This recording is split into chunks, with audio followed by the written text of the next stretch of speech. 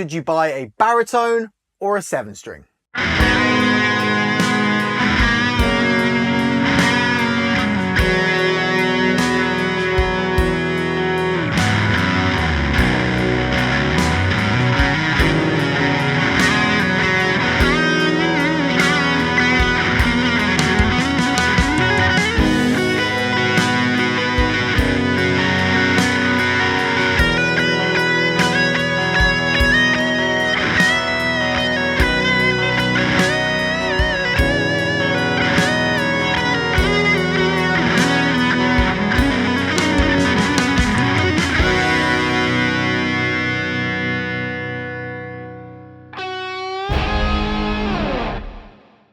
Hey guys, I'm Clarke, and today I'm having a look at why you might want to get a 7-string over a baritone or a baritone over a 7-string. Before I get into it though, please make sure you like and subscribe, and if you haven't already, please consider donating to my Movember fundraiser.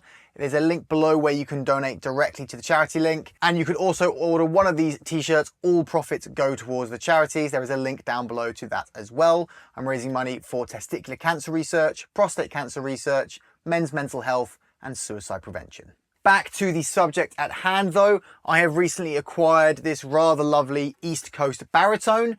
Being an East Coast, it is obviously not the most expensive instrument. It's really quite cheap, but the previous owner made some key modifications. Most crucially, some locking tuners really help with tuning stability, and honestly, it's a really great guitar. But when I got it home, I realized that I'd never really given any thought to buying a 7-string, and I was curious as to why that was. So I did some thinking, I did some research, and this is what I have for you. So this isn't me knocking on 7-strings, it's not me saying don't buy a 7-string. 7-strings are brilliant and have their place, but baritones are brilliant and also have their place. I went for the baritone. This video hopefully will help you guys decide whether you want to go baritone or 7-string. So the first obvious difference between a baritone and a 7-string is a baritone has exactly the same range as a normal 6-string guitar. That range has just been shunted lower down. A 7-string on the other hand maintains the exact same range and pitch of a normal guitar, but adds an extra 4th lower with that low B string. So by that you could argue that a 7-string is simply more versatile than a baritone. However, this brings me on to the tuning and therefore the chord voicings that you can achieve with each. So with a baritone, I can play it just as a normal guitar. So I could play an E major chord that will come out as a B major chord. That also transfers to all the other chords you may know.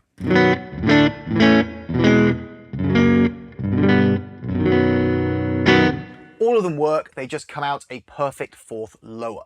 Now, while all those notes are perfectly available on a 7-string, the way the strings are tuned are slightly different. So as I said, this is exactly the same as E standard, but tuned down a 4th to become B standard. A 7-string that might be considered in B standard will have slightly different notes. So if you've ever done the way of tuning where you match up the strings on the 5th fret, all that stuff, you'll be aware that when you go from the G to the B string, you have to do the 4th fret.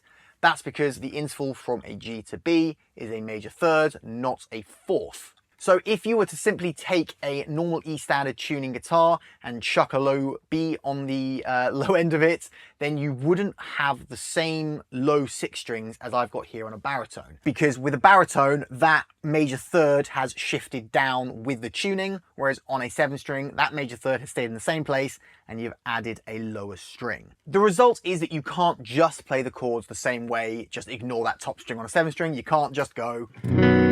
It doesn't work like that. So while you have more notes and therefore in theory you have more versatility, you'll have to learn slightly different chord voicings if you want to do that low open chords thing. Before I get on with the next part of the video, if you're enjoying it and you're interested in lessons, gear, giveaways and other guitar related things, please make sure you subscribe. It really does help out the channel massively. Okay, the next thing I want to talk about is playability. Now, this isn't really something that one beats over the other. It's kind of just different considerations. Both of them will require some altering to your technique, but it's just which one suits you better.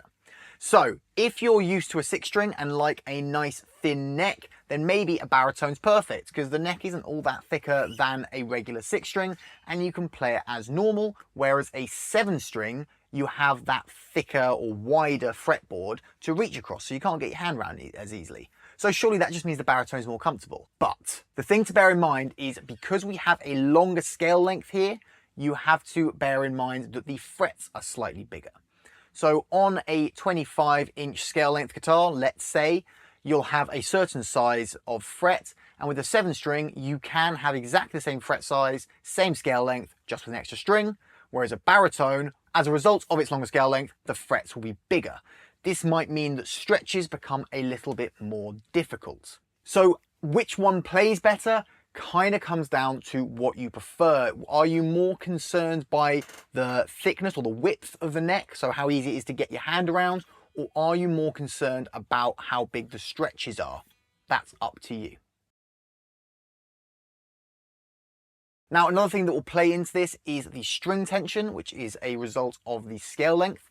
With a 7-string, if we stick with that normal 25-inch scale length, then you're going to have the same string tension you're used to, but with the extra string.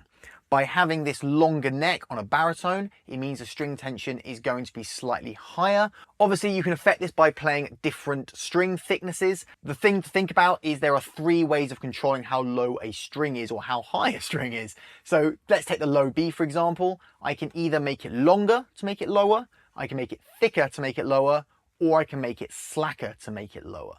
So by having this longer scale length, I can essentially have the same thickness of string tighter than you can on a regular scale length and therefore on a regular 7-string. This might be very, very useful when you want to get articulation down low. If you're doing the heavy metal riffing thing, then this might help you to get that articulation. But why then, you might ask, do metalers often use 7-strings if I've just said it's better to have the longer scale length? Well, there is something with 7-strings that you may have seen called fan fret or multi-scale. What this looks like is somewhere in the middle here we'll have a vertical fret, and from each way left and right of there, up and down the neck, they will fan out. So down this end they'll be angled like this, down this end they'll be angled like this. This results in a bridge that has the same angle and a nut that has that angle as well. The idea here is essentially the scale length is longer at the low end than it is at the top end. The brilliance being you can have the same slinkiness you're used to on the top ends for all your bends and things, but when you want the tight riffage down the low ends, you've got a nice taut string. Now, as I said, you can get around this to some extent by simply having thicker strings, but you've got to bear in mind that that will affect your ability to bend them. Okay, finally, I'm calling this bit aesthetics and assumptions. I think there is kind of an assumption that happens when you see someone playing a 7-string, 8-string or a 9-string. I think we all assume they're going to be playing some pretty brutal metal. Whether that's true or not really relevant. It's the thing that we assume when we see it, similar to when you see someone with a super pointy guitar. Is that a problem? No, not at all. It's not a problem in the slightest. But if I'm standing on stage with my low-tuned guitar, because I don't tend to play metal, at least not on stage, I don't want people assuming I'm about to play something radically different than I actually am. So I prefer the idea of walking out with what essentially looks like a Telecaster. The vast majority of the audience won't even notice it's got a longer neck, and those that do probably won't think much of it. Now, I touched on it just briefly there. Does it matter? Does it really matter what people assume you're going to be playing genre-wise? That's up to the individual player. Some of you might actually quite like the idea of walking out with a brutal looking metal guitar and then playing some folk music or country on it or something. Some people think that's brilliant. I personally think the look of a baritone guitar suits the kind of music I play better than a 7-string, but I've always had this attitude no matter what music I've played. Back when I was in metal bands, I still didn't really like the pointy guitar thing, so maybe that's just a personal thing, and to be honest, I think it is. So ultimately there is no right or wrong, it is entirely personal preference, but there are things to think about, there are advantages and disadvantages to each. What do you guys think? Which one would you pick? And are there any points that I missed that you think are relevant? Let me know down below. But in any case, I hope you liked this video. If you did, please hit that like button. Make sure you're subscribed with the bell icon ticked to be notified of new videos. Have yourself a great day, and I'll see you next time.